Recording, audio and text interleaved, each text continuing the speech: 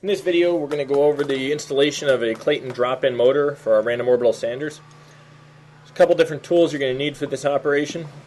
Lock ring wrench, some grease, service clamp to be able to hold the sander into a vise, and of course a wrench to get the backup pad off. Start by breaking the backup pad free from the sander and spin that off. Once that's off, you'll get a good look at the bottom of the sander, which is the shaft balancer, and that's the motor you're looking at. What's holding that in is a nut, and that nut has two raised portions that you can see when you look down into the sander. What you'll want to do is take your lock ring wrench and position it over those two raised portions of the nut and spin it so that you get the motor loosened up. Once you have that unscrewed, you'll be able to use some just light force to pull the motor out.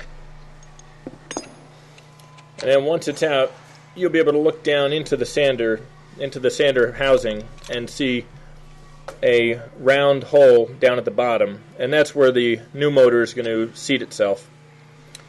So take a rag with some alcohol and just clean out the inside of the sander housing.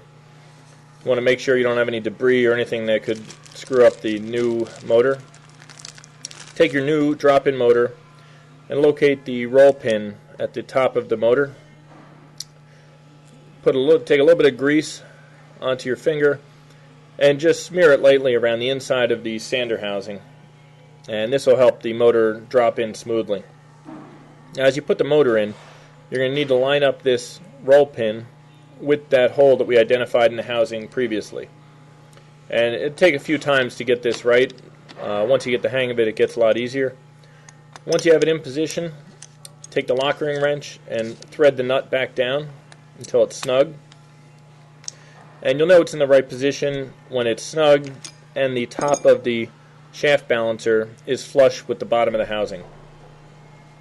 Take your backup pad, put it back on, and spin it on until it's tight.